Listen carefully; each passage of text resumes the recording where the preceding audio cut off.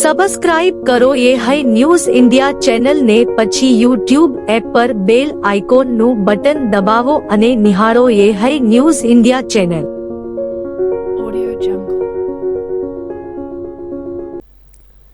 થરાદ નગરપાલિકા ખાતે આજે પાણીની ગંભીર સમસ્યાને લઈને સ્થાનિક મહિલાઓએ ઉગ્ર રજૂઆત કરી હતી. નગરના ધોરાવાસ બસ સ્ટેશન વિસ્તારમાં છેલ્લા કેટલાય સમયથી અપૂરતા અને અનિયમિત પાણી પુરવઠાથી મહિલાઓમાં ભારે રોષ જોવા મળ્યો હતો. મહિલાઓના જણાવ્યા અનુસાર તેમના વિસ્તારમાં પાણીનો પુરવઠો અનિયમિત અને અપૂરતો આવે છે, જેના કારણે દૈનિક કાર્યોમાં ભારે મુશ્કેલીનો સામનો કરવો પડે છે. આ સમસ્યાના કાયમી નિરાકરણ માટે મોટી સંખ્યામાં મહિલાઓ નગરપાલિકા કચેરી પહોંચી હતી અને નિયમિત પાણી પુરવઠો પૂરો પાડવાની માંગ કરી હતી. રજૂઆત કરનારી મહિલાઓએ જણાવ્યું હતું કે પાણી ન મળવાના કારણે તેમને દરરોજ ટેન્કર દ્વારા પાણી મંગાવવું પડે છે, જેનાથી સમય અને પૈસા બંનેનો વ્યય થાય છે. એક મહિલાએ પોતાની વ્યથા વ્યક્ત કરતા કહ્યું કે ઈદના તહેવાર દરમિયાન પણ 3 દિવસ સુધી પાણી મળ્યું ન હતું. વોર્ડ નંબર 4 ધોરાવાસ બસ સ્ટેશન વિસ્તારની મહિલાઓએ વધુમાં જણાવ્યું કે પાણી છોડવાના સમયે લાઇટ ન હોવાથી સમસ્યા પણ રહે છે, જ્યારે શહેરની અન્ય શેરીઓમાં 2 વાર પાણી આપવામાં આવે છે. નવો ટાંકો ચાલુ કરાયો હોવા છતાં તેમને માત્ર અડધા કલાક જ પાણી મળે છે, જે તેમની જરૂરિયાત માટે પૂરતું નથી. મહિલાઓએ પોતાની આર્થિક સ્થિતિનો ઉલ્લેખ કરતા કહ્યું કે તેઓ રોજ ₹400ના ટેન્કર મંગાવી શકતા નથી. તેમણે નગરપાલિકાને તાત્કાલિક ધોરણે પાણી પુરવઠો નિયમિત કરવા અને કાયમી સુવિધા પૂરી પાડવાની વિનંતી કરી હતી. બીના છે વોર્ડ નંબર 4 ધોરાવાસ બસ સ્ટેન્ડ. પાણી માટે અમે સાહેબ જોડે આવ્યા છીએ. અમારા સાહેબની વિનંતી છે કે અમારે પાણીની રોજ ઉઠીને આ કલકલાટ અમને બંધ કરી આપો. અને પાણી જે દિવસે ઈદનો તહેવાર હતો તો 3 દિવસ પાણી ના મળ્યું તો અમે આયા કરે નહીં, તો અમે ફોનમાં ચલાવી લીધું કે આજ આવશે કાલ આવશે. લાઇટનું રોજ ઉઠીને લાઇટની રોમણ રહેશે. પાણી છોડવાનું થાય એટલે કે લાઇટ નથી. બીજી શેરીમાં 2 ટાઈમ પાણી મેલાય છે ત્યારે અહીં લાઇટ હોય છે. અમારા ધોરાવાસમાં બસ સ્ટેન્ડમાં લાઇટ જ નથી હોતી એમના માટે. અને જ્યારે અમારા લગ્ન પ્રસંગમાં જવું હોય તો અમે જઈ શકતા નથી પાણી સારું. રોજ ઉઠીને વગર ધંધે 400 રૂપિયા ટંકર હમણાં લાવવાની અમારી પોઝિશન નથી એવી કે રોજ ઉઠીને અમે 400ના ટંકર લાવો. અને અમારા સાહેબની વિનંતી છે કે અમારા કાયમનું પાણી માટે અમને પૂરું કરી આપે. નવું ટોકું ચાલુ કર્યું તો એ પૂરું પાણી નહીં ચાલુ કરે એટલે કે પૂરું થઈ ગયું. ચાલુ કરે પૂણા 12 12:30 બંધ કરી નાખે. એટલે રોજ ઉઠીને સાહેબને અમારી વિનંતી છે કે અમારી આ રાડ હોબડન પાણીનું અમને પૂરું કરી આલે. બનાસકાંઠા જિલ્લાના વડગામ પંથકમાં નોંધાયેલા પોક્સો કેસમાં પાલનપુર સ્થિત સ્પેશિયલ પોક્સો કોર્ટે મહત્વપૂર્ણ ચુકાદો આપ્યો છે. કોર્ટે આરોપી કીર્તિ વીરા સોલંકીને દોષી ઠેરવી 3 વર્ષની કેદની સજા સાથે ₹40,000નો દંડ ફટકાર્યો છે. મળતી માહિતી અનુસાર આ કેસ 1 વર્ષ પહેલાં વડગામ પંથકના છાપી પોલીસ મથકમાં નોંધાયો હતો.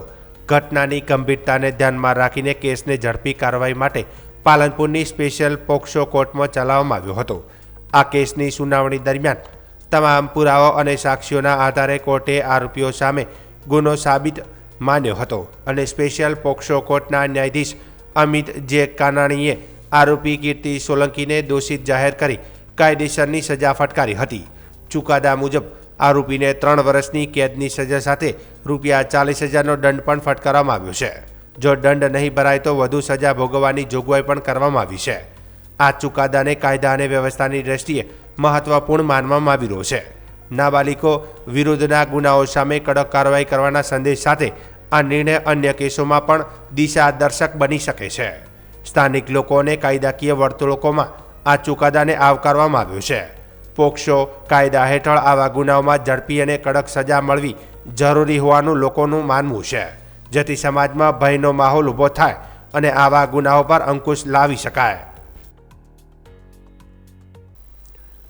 થરાદ જિલ્લાના લાખણી તાલુકાના નાણી ગામ ખાતે પ્રધાનમંત્રી નરેન્દ્રભાઈ મોદીની ભવ્ય જાહેર સભા બાદ બીજા દિવસે વિસ્તારને સ્વચ્છ બનાવવા માટે વિશાળ સફાઈ અભિયાન હાથ ધરાયું હતું.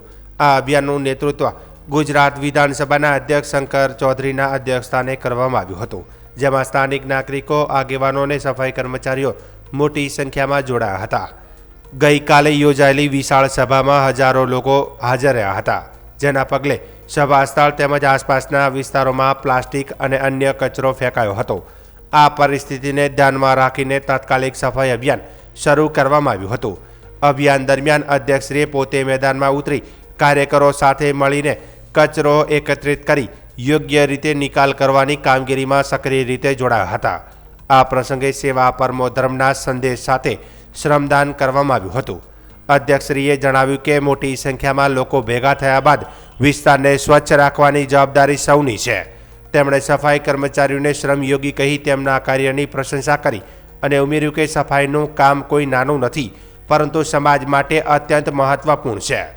સફાઈ અભિયાનની સાથે પર્યાવરણ સંરક્ષણને પણ મહત્વ આપવામાં આવ્યું. ઉનાળાની ગરમીને ધ્યાનમાં રાખીને પક્ષીઓ માટે વૃક્ષો પર પાણીના કુંડા બાંધી પીવાના પાણીની વ્યવસ્થા કરવામાં આવી હતી. તે ઉપરાંત કીડીઓના સંરક્ષણ માટે શ્રીફળમાં લોટ અને ઘી મિશ્રિત કરીને કીડિયારું તૈયાર કરી તેનું વિતરણ કરવામાં આવ્યું, જે એક અનોખી પહેલ ગણાઈ રહી છે. અધ્યક્ષે યુવા ટીમના પ્રયાસોને પણ બિરદાવ્યા હતા અને જણાવ્યું કે પર્યાવરણ તથા જીવજંતુઓની સુરક્ષા માટે આવા પ્રયત્નો જરૂરી છે. સમગ્ર અભિયાનમાં જોડાયેલા તમામ કાર્યકરો, યુવાનો અને સફાઈ કર્મચારીઓનો આભાર વ્યક્ત કરતા તેમણે પ્રધાનમંત્રીના સ્વચ્છતા અભિયાનને ઘર ઘર સુધી પહોંચાડવાની અપીલ કરી હતી. પ્રધાનમંત્રી મોદી સાહેબ અહીંયા આવ્યા હતા નાણી ખાતે અને બહુ મોટી લાખોની જનમેદની આવી હતી. તો આજે અમારા કાર્યકર્તાઓ અને ખાસ કરીને સફાઈ સાથે કામ કરવાવાળા ભાઈ બહેનો છે, એ બધાએ સાથે મળીને આજે અહીંયા પ્લાસ્ટિક ભીણી અને બધાને ડમ્પિંગ કરવા માટે જ્યાં જ્યાં પ્લાસ્ટિક હોય, બાકી કચરો પડ્યો હોય, સાફ કરવા માટેનો એક કાર્યક્રમ રાખ્યો. અને અહીંયા ખૂબ મોટી સંખ્યામાં કાર્યકર્તાઓ અને સફાઈ કામ કરવાવાળું તંત્રના કાર્યકરો આ બધા ભેગા મળીને આજે સફાઈના એક કાર્યક્રમની અંદર અમે જોડાયા. તો એક સેવા પરમો ધર્મ અને શ્રમનો એક મહિમા છે, તો સાથે મળીને શ્રમનું કામ કરીએ એ માટે પણ આવ્યા. કામ કરવાવાળા જે શ્રમયોગી ભાઈ બહેનો છે એમને પણ અભિનંદન આપીએ છીએ. એમનું જે કામ સફાઈનું કામ છે એ કોઈ નાનું કામ નથી, એટલે અમે બધા સાથે જોડાઈને એમના ખભે ખભા મિલાવીને આ કામમાં બધા મિત્રો જોડાયા અને એક સફાઈનું સારું કામ થયું. એમના માટે પણ એક અભિનંદન.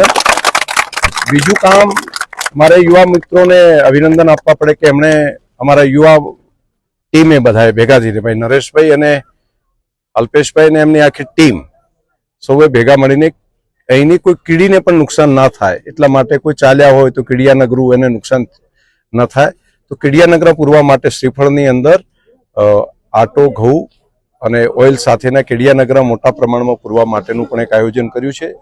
સાથે પંખીઓને કોઈ તકલીફ ન પડે એટલા માટે પીવાના પાણીના કુંડા લગાડવાનું કામ એ જે યુવા મોરચાની ટીમે કર્યું છે, હું એમને પણ હૃદયથી ખૂબ ખૂબ ધન્યવાદ ને અભિનંદન આપું. છોટા ઉદેપુર જિલ્લાનું અંબાલા ગામ એક એવું ગામ છે કે જે આ દિન સુધી કોઈ વરરાજા ઘોડે ચડીને જાન લઈને ગયા નથી. તેનો અર્થ એ નથી કે આ ગામના લોકો લગ્ન કરતા નથી, પરંતુ આ ગામની સદીઓ જૂની પરંપરા મુજબ વરરાજાની કુંવારી બહેન જ જાન લઈને પરણવા જાય છે અને નણંદ જ ભાભી સાથે મંગલ ફેરા ફરે છે. અંબાલા ગામમાં સદીઓથી ચાલી આવતી આ પરંપરાની પાછળ ધાર્મિક માન્યતા જોડાયેલી છે, જે મુજબ ગામના દેવ બાબા ભરમાદેવ અન્ય લોકોના લગ્ન કરાવતા રહ્યા, પરંતુ પોતે કુંવારા જ રહ્યા. આથી તેમના માનમાં ગામ લોકોએ વર્ષો પહેલાં નક્કી કર્યું કે ગામમાંથી કોઈ વરરાજા ઘોડે ચડીને જાન લઈને નહીં જાય. આ પરંપરા આજે પણ યથાવત છે. અંબાલા ગામના સુરસિંહ રાઠવાના લગ્ન છે અને તેમણે કહ્યું હતું કે પરંપરા પ્રમાણે તેઓ પણ જાન લઈને જશે નહીં. અમારું ગામ અંબાલા, તાલુકો જિલ્લો છોટાઉદેપુર. અમારા ગામના બાબા ભરમાદેવ જે કુંવારદેવ છે, જે એવું છે કે એમાં એ પોતે કુંવારા હોવાથી અમારી જાન લઈને અમે વરરાજા જઈ શકતા નથી. જેમાં વરરાજા તરીકે મારી નાની બહેન જાય છે અને એ પાર્ટી સ્વરૂપે ત્યાં લગ્ન સંપન્ન થાય છે. એ લગ્ન સંપન્ન થયા પછી ત્યાંથી પરત ફરી કન્યા સાથે અંબાલા ગામમાં ફરીથી લગ્ન વિધિ થાય છે. જે લગ્ન વિધિમાં મારી સાથે લગ્નની વિધિ ફરી સંપન્ન થશે. એનું કારણ અમારા ગામમાં બાબા ભરમાદેવ કુંવાર હોવાથી અને એ સંસ્કૃતિ ખૂબ પ્રાચીનથી અમે ચલાવતા આવે છે, અમારા વડીલો ચલાવતા આવતા હતા અને હાલની પરિસ્થિતિમાં પણ એ સંસ્કૃતિને અમે અડગ રાખીને એ રીતના અમે ચલાવીએ છીએ. આ પરંપરામાં એવું છે કે અમારા જે કુળદેવતા છે બાબા ભરમાદેવ, જે કુંવારા દેવ હોવાથી આ પરંપરા ચાલી રહી છે. તો ગામનો નિયમ જ છે, એમાં કોઈ બાંધછોડ રહેતી નથી. પોતાની જાતથી આ નિયમો જાતે સ્વીકારે છે અને બધા કોઈ આની વિરુદ્ધ પણ જઈ શકે નહીં. આ એક આસ્થાનો વિષય છે અને એક પ્રાચીન સંસ્કૃતિ અમારી છે. અને અમારા ગામમાંથી કभी બીજે વરરાજા જવું હોય રોડ પરથી બી તો બી એને માથે ઉઢાડીને લઈ જવામાં આવે છે અને ખુલ્લો રીતના વરરાજાને લઈ જવામાં પણ નહીં આવતો અમારા ગામમાંથી. બનાસકાંઠા જિલ્લામાં વિકાસને નવી ગતિ આપવા માટે મહત્વપૂર્ણ પહેલ હેઠળ પાલનપુર ટાઉન હોલ ખાતે રાજ્યકક્ષાના વન અને પર્યાવરણ મંત્રી પ્રવીણભાઈ માળીના વરદ હસ્તે વિવિધ વિકાસ કાર્યોનું ખાતમુહૂર્ત અને લોકાર્પણ કરવામાં આવ્યું હતું. આ કાર્યક્રમ હેઠળ કુલ 160.65 કરોડના વિકાસલક્ષી કાર્યોનો પ્રારંભ કરવામાં આવ્યો, જે જિલ્લાની સર્વાંગી પ્રગતિ માટે મીલનો પથ્થર સાબિત થશે. આ પ્રસંગે મંત્રીએ જણાવ્યું કે રાજ્ય સરકારની ભૂપેન્દ્રભાઈ પટેલના નેતૃત્વમાં પાલનપુર ખાતે નવી કલેક્ટર કચેરીને ગ્રીન બિલ્ડિંગ સ્વરૂપે વિકસાવવામાં આવી રહી છે. આ આધુનિક બિલ્ડિંગ પર્યાવરણને અનુકૂળ સુવિધાઓથી સજ્જ છે, જેમાં કુદરતી પ્રકાશનો વધુ ઉપયોગ થાય તેવી ડિઝાઇન અને તાપમાન નિયંત્રણ માટે આધુનિક વ્યવસ્થા ઊભી કરવામાં આવી છે. પરિણામે ઉર્જા બચતની સાથે આરામદાયક વાતાવરણ ઉપલબ્ધ થશે.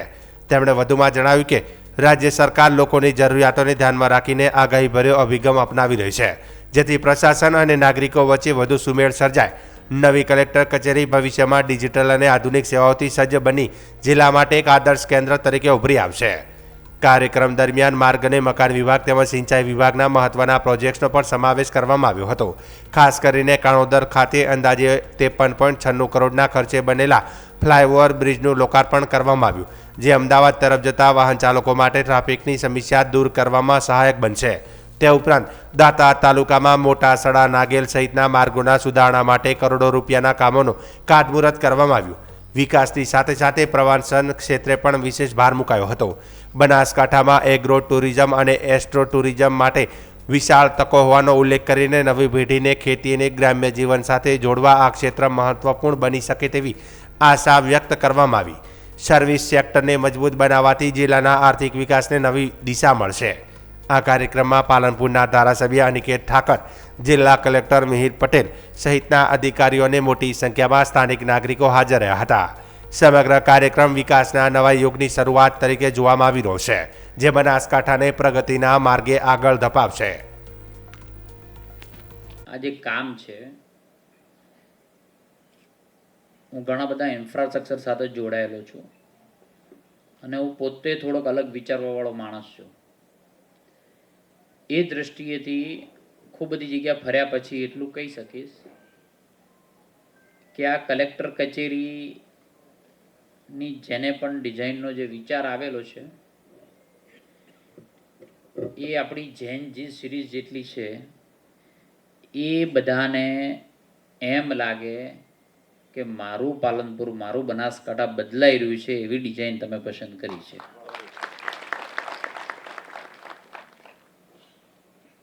મિશન લાઈફ જે નરેન્દ્રભાઈની 2070ની જે કલ્પના છે એને ધ્યાને રાખીને ગ્રીન બિલ્ડિંગ બનાવ્યું છે.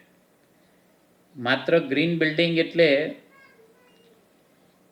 ભારતનું એક કાઉન્સિલ છે, ઇન્ડિયન ગ્રીન બિલ્ડિંગ કાઉન્સિલ, અને એનું સર્ટિફિકેશન આમાં થયેલું છે. અને એવું આખા ગુજરાતની કોઈ કલેક્ટર કચેરી બને એ આ પહેલી છે. અને આખો દિવસ લાઇટ ન કરવી પડે એ પ્રકારની ડિઝાઇન તૈયાર કરી સવારથી સાંજ સુધી અજવાળું જ રહે આ બિલ્ડિંગની અંદર એવી વ્યવસ્થાઓ પણ આ બિલ્ડિંગની અંદર કરવામાં આવી છે. એનું ટેમ્પરેચરનું પણ ધ્યાન રખાયું છે. દરેકની ઓફિસમાં એસી શક્ય નથી, પરંતુ બિલ્ડિંગની ડિઝાઇન જ એ રીતે નક્કી કરેલી છે કે 9 મહિના 10 મહિના તો એની જે ડાયરેક્શન જે હોય છે એ ડાયરેક્શનની અંદર એનું વિન્ડ જે છે એ તમને ઠંડક જ આપે એવા પ્રકારની ડિઝાઇનનું ધ્યાન પૂરેપૂરું આ બિલ્ડિંગની અંદર રાખવામાં આવ્યું. મને ખૂબ આનંદ થયો છે મીરભાઈ, આપની ટીમે, રાજ્ય સરકારે, આરએનબીએ જે મહેનત કરી છે ને એ રિયલી એપ્રિશિએટેબલ છે. અને આ એટલા માટે પણ કરવામાં આવે છે, અને મને ધ્યાન છે ત્યાં સુધી આની એક મર્યાદા છે કે જિલ્લા કલેક્ટર કચેરીને પૈસાની મર્યાદા છે કે આટલી મર્યાદાની અંદર કરવું જોઈએ. એ મર્યાદા ઓળંગીને પણ માન્ય મુખ્યમંત્રી શ્રી આની મંજૂરી આપી છે.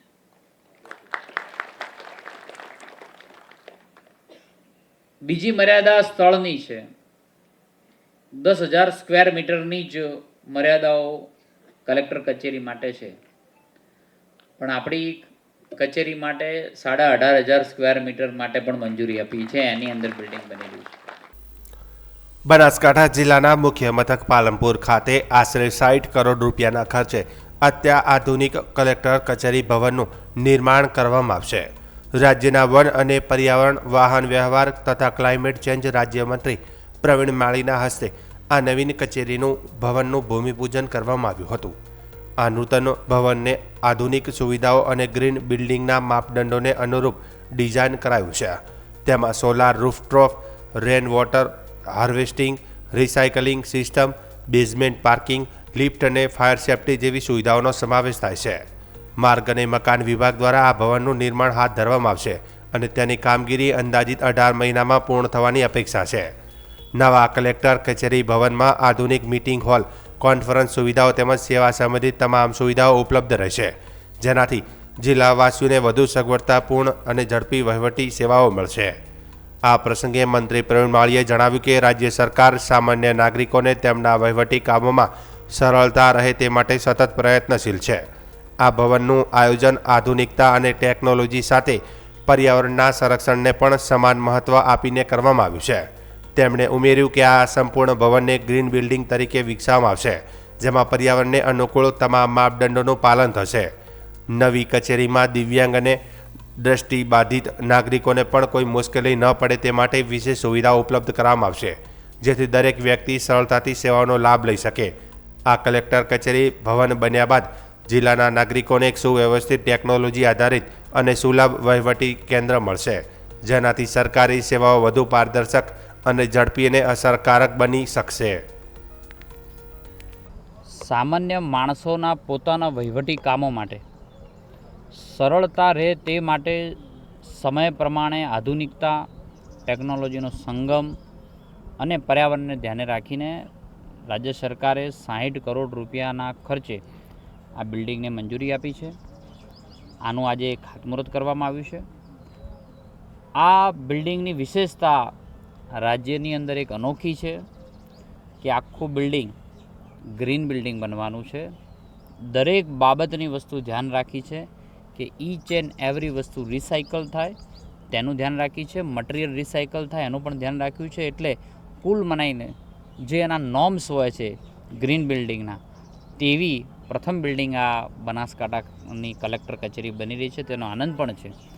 આવનારા સમયની અંદર જ્યારે બિલ્ડિંગ બનીને તૈયાર થઈ જશે ત્યારે દરેકને દરેક બાબતે એક સામાન્ય દિવ્યાંગ લોકો માટે પણ ધ્યાને રાખીને પણ નાની નાની બાબતો, જે અંધ છે એના માટે પણ, સુરદાસ છે એના માટે પણ, આવી નાની નાની બાબતોને ધ્યાને રાખીને આ બિલ્ડિંગનું ખાતમુહૂર્ત આજે કરવામાં આવ્યું છે. આવનારા સમયમાં સામાન્ય પ્રજાને પોતાના કામો માટે મુશ્કેલી ન પડે અને એના માટેની જે વ્યવસ્થાઓ ઊભી કરવાની હોય તે પ્રકારનું બિલ્ડિંગ નવું કલેક્ટર કચેરી બનવા જઈ રહી છે.